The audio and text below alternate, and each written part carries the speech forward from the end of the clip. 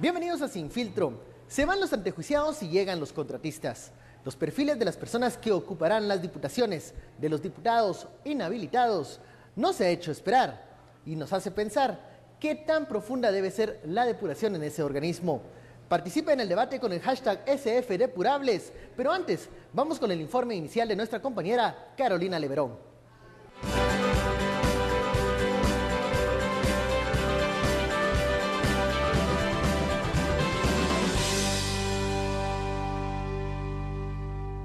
De acuerdo a información extraída del portal de Guatecompras, 4 de los diputados a quienes les corresponde a la asignación de las curules de los que no podrán asumir por tener procesos de antejuicios abiertos serán sustituidos por quienes han sido contratistas del Estado. Edgar Eduardo Montepeque, que sustituirá a Mario Llanes del bloque líder, tuvo el último contrato en el 2015 por 109,000 quetzales y 1.4 millones de quetzales del 2011 a la fecha, en donde la empresa Multinegocios Mongi salió favorecida por diversos contratos de la municipalidad de Poptún Petén. Mike Otoniel Mérida Reyes asumirá la casilla que deja a Emilene Mazariegos por el Partido Patriota en Huehuetenango. De 2005 al 2014 a 2 empresas a su nombre se les han sido otorgados 23.7 millones de quetzales. En diciembre de 2014 fue el último contrato. De contratista a diputado, Marco Lemus Alguero, que ocupará la curul de Jim Rein del Partido Patriota. Del 2006 al 2010 le fueron adjudicadas obras por 14.6 millones de quetzales.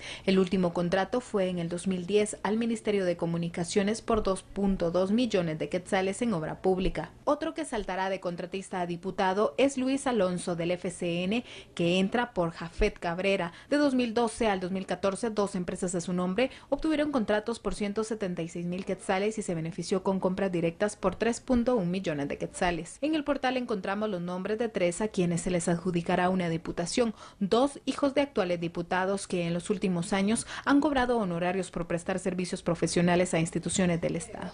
Uno de ellos es Carlos López Maldonado, hijo del diputado de la UNE Carlos López. Del 2014 a 2015 ha recibido 241,000 quetzales laborando en la Contraloría General de Cuentas. El hijo de Mirza Arreaga, del líder Jonathan Cardona Arreaga, que ocupará la curul de su madre, cobró en el 2010 84,000 quetzales por prestar servicios en el Ministerio de Agricultura. Para Marcio Palacios, director de la Escuela de Ciencia Política de la USAC, el recambio de los 16 no representables no debe darse colocando a quienes se han enriquecido con la figura de contratos con el Estado. Resaltan los urgentes cambios en la ley electoral. Por una Guatemala en paz, Carolina Leverón. De nuevo, muy buenas noches, bienvenidos a Sin Filtro. El tema de la noche, bueno, se fueron los antejuiciados, pero quedaron unos contratistas según organizaciones sociales y también según el portal de Guatecompras, en donde se puede constatar que algunos de estos diputados electos que van a asumir en lugar de los inhabilitados, pues tienen algunos negocios o tuvieron algunos negocios con el Estado. Nosotros les recordamos que estamos esperando sus comentarios de este tema con el hashtag SFDepurables. Y para comenzar con el análisis tenemos en estudio con nosotros a la politóloga Andrea Toc. Bienvenida, Andrea. Buenas noches. Y también a Daniel Herring, analista político. Bueno, vamos con el primer tema. Nuevos señalamientos de los nuevos diputados. Hay dudas sobre la idoneidad de estos nuevos congresistas que van a sustituir a diputados señalados. Daniel. Yo diría viejos señalamientos de la vieja política al final, porque lo que nos hemos dado cuenta es, pese a toda la ilusión que dio esto de que el Tribunal Supremo Electoral se mojase por primera vez y hablase, digamos, sentase cátedra sobre qué significa honorabilidad, nos damos cuenta que los sustituyen pues no parecen que sean mucho mejores y que además directamente a lo mejor no son lo mismo, pero forman parte de la misma clase de familias, ¿verdad? Entonces ahí se produce digamos una desafección de alguna manera con la ciudadanía. Pero yo creo que al final lo único que nos está diciendo esto es que estamos hablando exactamente del problema sistémico que tenemos. El problema sistémico se va a revelar, pase lo que pase, hasta que no se cambie el sistema. Andrea, esto es como una cebolla, ¿no? Quitas una capa y hay otra y el olor se vuelve más intenso. ¿Qué está pasando? Porque hay nuevos señalamientos para estos diputados que van a tomar la curul de los inhabilitados. Bueno, pues yo no pensaría que son precisamente nuevos señalamientos, sino que han estado ahí y precisamente como dice aquí Daniel, esto es del sistema, ¿verdad? O sea, creo que es bastante un reflejo de todas las cuestiones que hemos visto a través de los años y cómo esto es una cuestión bastante estructural que nos enseña que la democracia en realidad no es tan democrática cuando miramos que quitamos a unos y los que llegan son iguales y después entra el hijo, entran otros que tienen contratistas aquí del Estado. Vimos al vicepresidente electo que salió teniendo dudas de que por qué van a quitar a su hijo del curul, ¿verdad? Entonces vemos estas cuestiones como de nepotismo, miramos estas cuestiones de ¿Dónde queda la meritocracia? Exacto. No solo eso, ¿verdad? O sea, digamos, como dice una de las básicas de la democracia, ¿verdad? Eso de poder ser, no solo elegir, sino también poder ser electo. Cuando miramos que los que están después, atrás, son los mismos que ya han hecho tratos con el Estado, son los mismos que han tenido estos financiamientos para poder llegar y que en realidad no se mira una pluralidad ahí, ¿verdad? Estas personas que van a llegar, aparte de estos contratistas o señalados de ser también contratistas, tenemos nombres como Estela Alonso, como Manuel Giordano, que también no nos dan una esperanza de refrescar el Congreso. No, y no lo van a hacer, digamos, no confiemos en que estas personas que entran van a hacer algo distinto a las personas que estaban en principio designadas. Yo creo que al final, ya refiriéndonos a ese problema estructural del que hablaba también Andrea, creo que tiene mucho que ver con cómo se producen, o sea, cómo se generan las listas del partido. O sea, yo veo aquí claramente, y es muy gracioso ver cómo quedaron los resultados de Huehuetenango. O sea, está claro que entran los 4 de líder y Mirza Arriaga, que no es ninguna tonta, ni una santa, o sea, lo que hace es poner a su hijo en el 5.º lugar por si contemplando un escenario en el que le pudiese pasar lo que le pasó, ¿verdad? Entonces, es verdad que no es exactamente lo mismo que Estarella, pero es lo que más se parece. O sea, es la persona de más confianza de la que puedes la cuota sacar. de influencia del diputado que vamos a expulsar se mantiene. Exacto, porque la lista no la está generando un partido desde abajo o no la está generando un sistema competitivo, ni corrientes ideológicas. La lista la está generando un cacique que es Mirza Arriaga, que decide en esa lista concreta de Huehuetenango quién va a ir. La siguiente es hija de la diputada que quedó tercera, que es Sofía Hernández. O sea, el sistema al final está mal. El sistema es el que tenemos que cambiar. Andrea, ¿cómo se estructuran unas redes familiares tan perfectas? Porque vemos que la influencia de la persona que sale se va a mantener con el hijo o con el allegado. Pues digamos, estas son características del sistema político de los últimos 30 años, cuando ya vemos que entra la era democrática, ¿verdad? Y cómo, bueno, desde cuestiones estructurales, históricas, cómo se han ido configurando estas redes de poder que han seguido manteniéndose, ya sea por cacicazgos en ciertos lugares, ¿verdad? Y otros por redes familiares, que se han ido formando, y especialmente al tener un sistema de partidos políticos completamente debilitado, en el que no le exige democracia interna a los partidos, ¿verdad?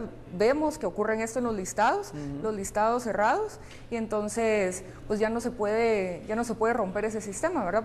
Precisamente por la falta de democracia interna en el partido. Bueno, vamos a seguir hablando de este tema y sobre todo qué soluciones para una profunda depuración del organismo legislativo, pero antes le hacemos la invitación para que participe de este debate, esta discusión con el hashtag SFDepurables, también con la encuesta en línea para que nos dé la calificación de estos nuevos diputados que entran. Tenemos 3 opciones: el hashtag SF, que son mejores que los que fueron inhabilitados, SF peores, si así lo consideran, o también hay numeral SF, lo mismo si usted considera que no hay ningún cambio con estos nuevos diputados. Volvemos en un instante.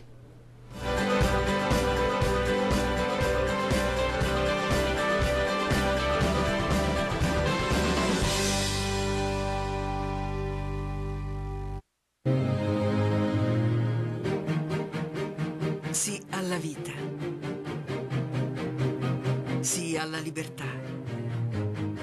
Sì a noi. Sì alla leggerezza. Sì alla seduzione. Sì all'amore. Sì a me stessa. Sì, Giorgio Armani. Amigos, los invitamos a que puedan conocer la planta baja de Oakland Mall. Además, las nuevas tiendas que tienen para que puedan disfrutar de una experiencia única, diferente y sorprendente. Oakland Mall tendrá las puertas abiertas desde las 5 a.m. hasta las 10 p.m. para que puedan realizar sus compras del Black Friday. Los esperamos.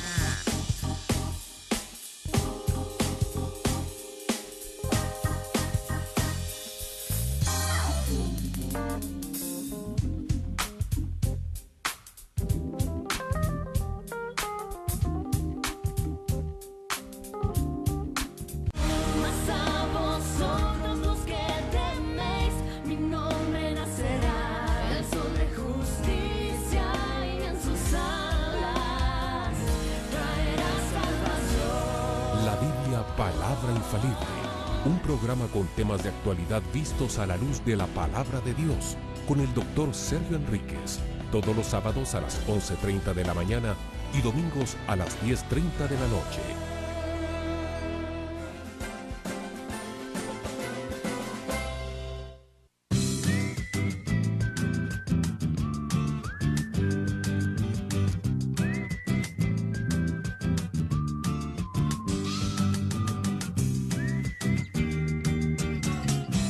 Guatevisión.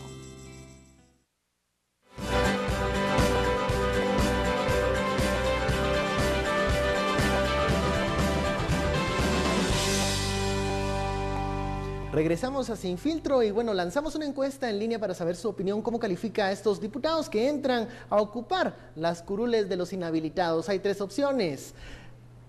Lo mismo, va ganando 45.0, no ve la ciudadanía un cambio.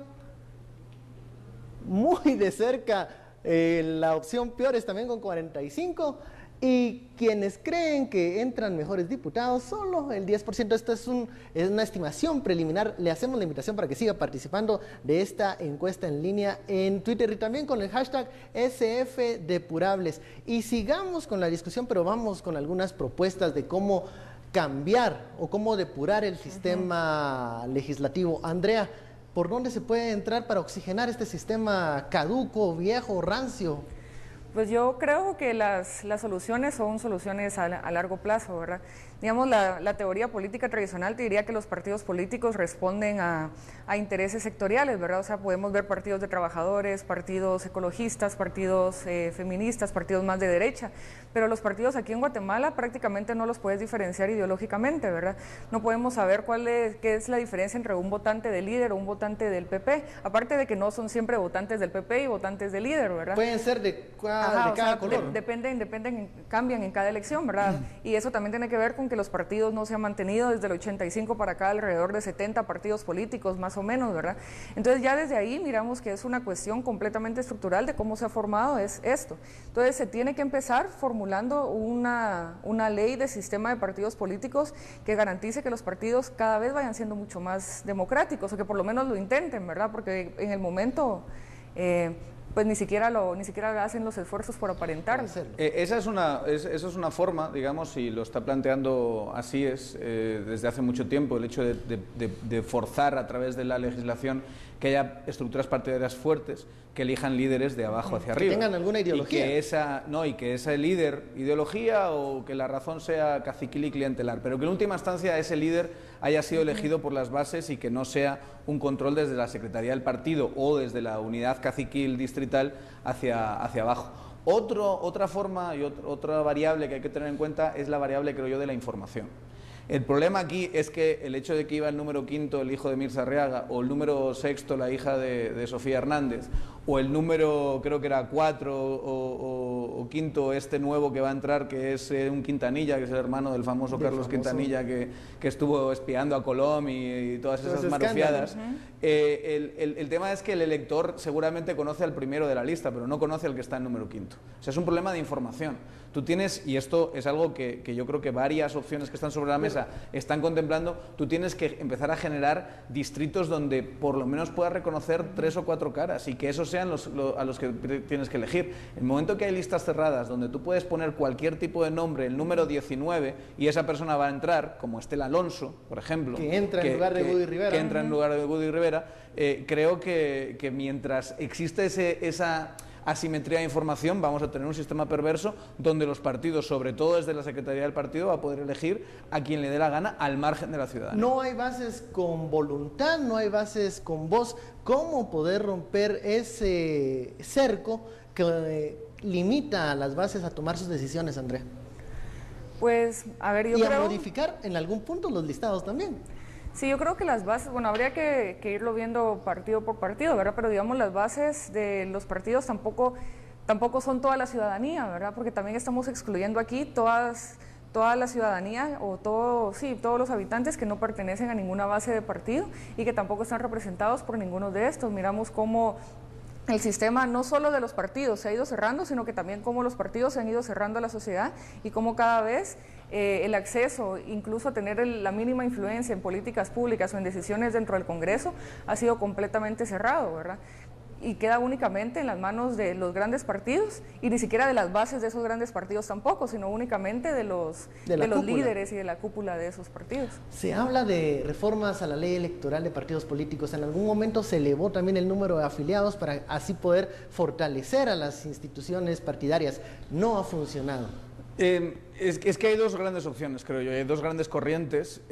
Una que cree que lo que hay que hacer es generar partidos muchísimo más fuertes y entonces establecer esa clase de restricciones, y otra que apostaría por un sistema mucho más liberalizador. Es decir, tú genera barreras de entrada suaves, deja que mucha gente se pueda presentar o muchas opciones se puedan presentar, y quizá ahí, ante una oferta electoral bastante diversa, puedas generar distintas opciones ideológicas. El ejemplo que yo pondría aquí es el ejemplo de Podemos en España. O sea, Podemos, que ha revolucionado el sistema partidario español en cuestión de un año y medio, cuando se presenta con un partido que ha sido creado 3 meses antes, cuyos afiliados, que más bien son simpatizantes, lo han podido hacer por internet y donde la inscripción le ha costado un precio bastante asumible. Y ellos, con esa capacidad flexible de entrar en el sistema, tienen un éxito electoral espectacular que sigue hasta hoy, y lo mismo podemos hablar de las otras nuevas opciones. Y han destrozado un sistema que era bipartidista prácticamente, el sistema español, y lo han convertido ahora en un sistema de 4 partidos, estos nuevos partidos. Eso es un ejemplo de qué es lo que podría pasar si tuviésemos una oferta electoral bastante más variada. Si algo se ha derivado hasta cierto punto del movimiento ciudadano, creo yo es un mayor interés por estas cosas. Y yo creo que en el momento en el que podamos tener otras opciones partidarias, podrán surgir otra clase de discursos ideológicos y quizá a lo mejor fortalecer esa parte de representación de la que estaba hablando Andrea. Bueno, vamos a continuar con esta discusión. Algunos mensajes que nos han llegado acá a Sin Filtro hacen referencia a la necesidad de regresar a la plaza, de volver a las manifestaciones, de presionar a los diputados, de exigirle a estos nuevos diputados señalados de ser contratistas de no asumir la curul. Son todos estos comentarios que están llegando a Sin Filtro con el hashtag SFDepurables. Cuando regresemos vamos a hablar sobre qué pasa con esa opción de regresar a las calles. Volvemos en unos segundos.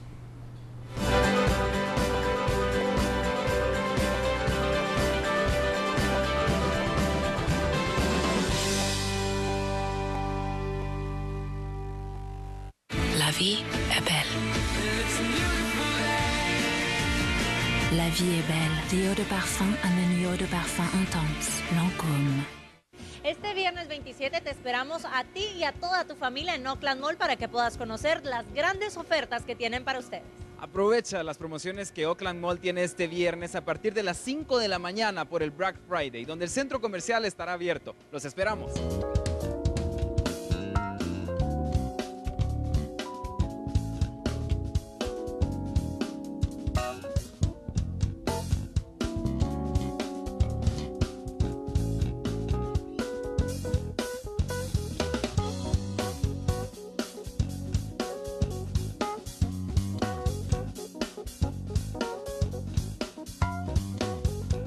No te pierdas la serie que renueva tu vida. Te doy lo que pidas, pero primero perdonas. Ahí te está formando. Pero aquellos que sabemos que de Dios hemos salido, eso nos inspira a ser mejores personas cada día. Por Guatevisión. In a world full of diktats and conventions, could there be another way?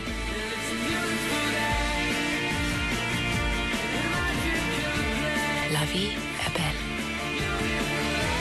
La vie est belle. The eau de parfum, un eau de parfum intense. Lancôme.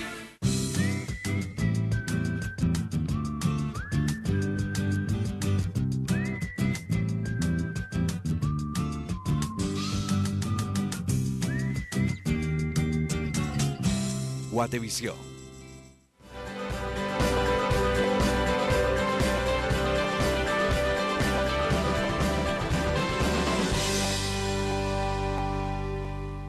Regresamos a Sin Filtro y algunos mensajes llegan a esta discusión de los depurables con el hashtag SFDepurables. Leonel nos dice: considero que se deben realizar reformas de fondo. Ya basta de que salga un delincuente y entre otro igual o peor. Lo que ha pasado con esta situación de los 16 nuevos diputados, donde ya hay señalamientos. Bueno, entra otro mensaje, este es de Susan, que dice: el gobierno es el que debe temer al pueblo, no el pueblo al gobierno, en referencia al clamor ciudadano que debe siempre estar presente. Un último comentario es el que nos dice Carlos García: hay que cerrar el Congreso por un año, como declararlo así con una veda, una cuarentena tal vez. Carlos está siendo un poco radical, no. Hay Un año es demasiado radical hacer que eso. piden disolver el Congreso de la República como una salida extrema a la situación o a la frustración. Yo lo interpretaría más como una cuestión emocional, ¿verdad? Decir estas cosas Esto no se compone, esto no hay solución. Exacto.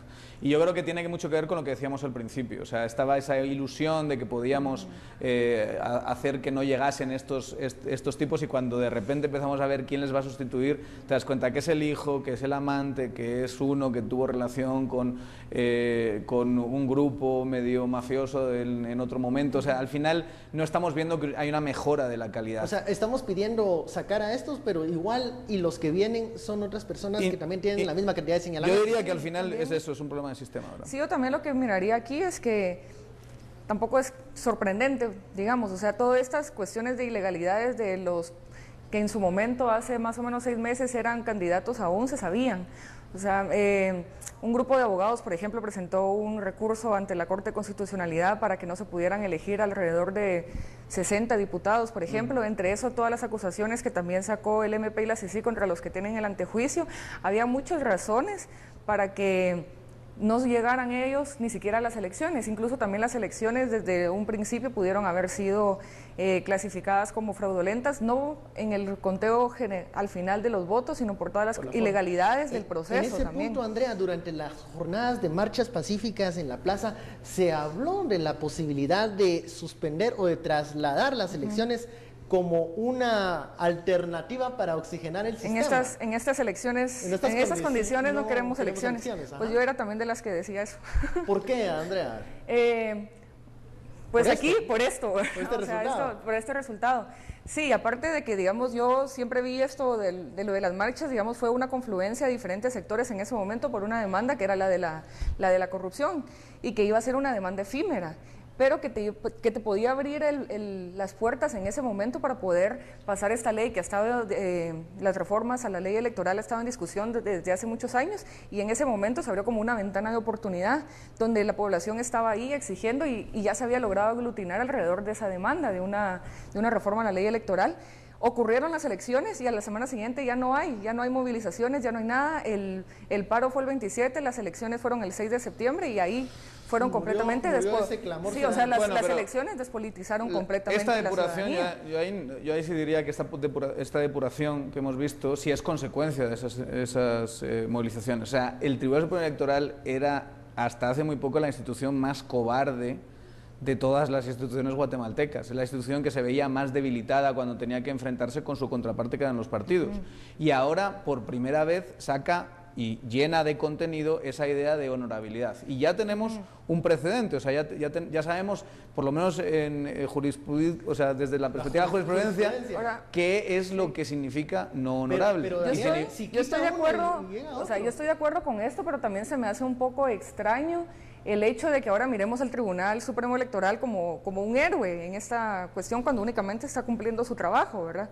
Y eso es lo que tenemos que empezar también a ir cambiando, y que creo que estas movilizaciones debieron de haber ayudado a que cuando las instituciones cumplan su trabajo, lo están cumpliendo.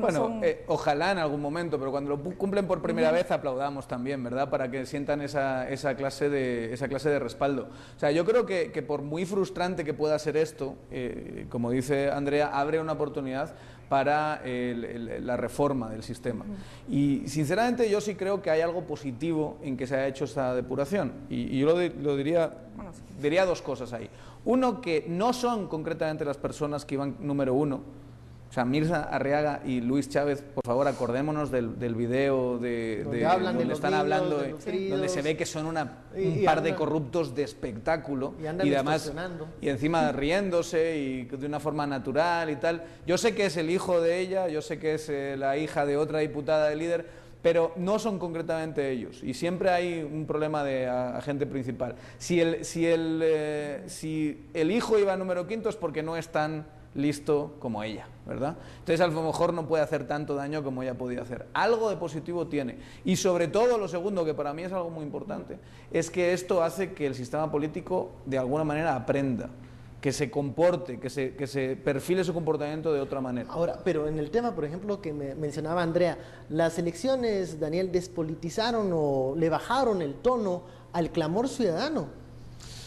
Pues obviamente iba a pasar que en el momento sobre todo que se va Otto Pérez Molina, que se consigue como el gran objetivo que se había marcado las manifestaciones, van a deshincharse un poco.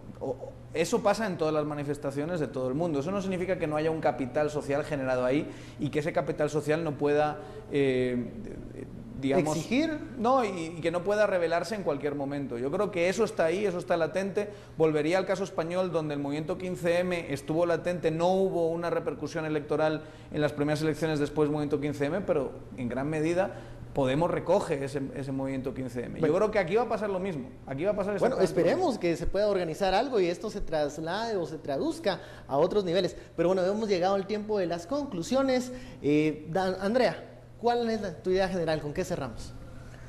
Bueno, pues yo pensaría que hay que estar siempre atentos, ¿verdad? Estar atentos de lo que va a ocurrir, qué va a pasar con esos nuevos diputados, porque no es únicamente también que estos diputados que fueron ahora, digamos, sacados por el Tribunal Supremo Electoral se vayan a dejar tan fácilmente. Este mismo día salieron diciendo que lo iban a apelar. Tienen todavía recursos para poner en el Tribunal Supremo Electoral, y si no pueden ir a la Corte Suprema de Justicia, y si no pueden ir a la Corte de Constitucionalidad, dejando evidente que el Tribunal Supremo Electoral no es tan supremo, ¿verdad? Eso por un lado. Y después, suponiendo de que sí los quitaran a ellos de sus curules y entraran a nosotros, tendríamos que ver cómo se configuran las fuerzas del Congreso. Al final de cuentas seguirían siendo las mismas, ¿verdad? Entonces, pues a ver cómo se sigue dando esto, ¿verdad? El proceso. Y Daniel, la idea final. Yo, si tuviese que votar en la encuesta de Sin Filtro de hoy, diría SF lo mismo, ¿verdad? O sea, eso que quede claro. Creo que pero, todos. para terminar en un tono más positivo, el hecho de que los diputados estén acongojados, digamos, el hecho de que tengan miedo, es una cosa muy positiva para la ciudadanía en general. Y yo creo que esto que nunca ha pasado, que es un precedente muy importante, ha hecho que la clase política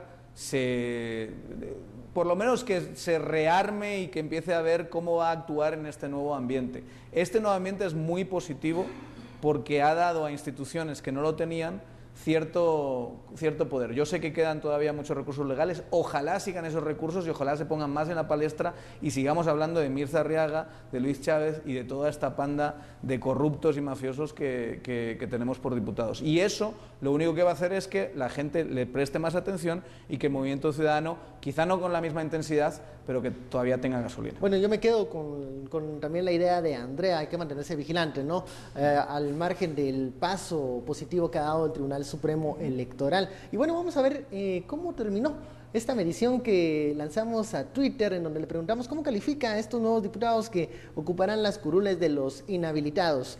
Y estos son los resultados finales. Peores, incluso. Peores, 60. No. El 60 dice que son peores, es peor la medicina que la enfermedad. Lo mismo, 37.0. Y mejores, dicen, solo el 3%. Esa es la decisión. El 3% positivo.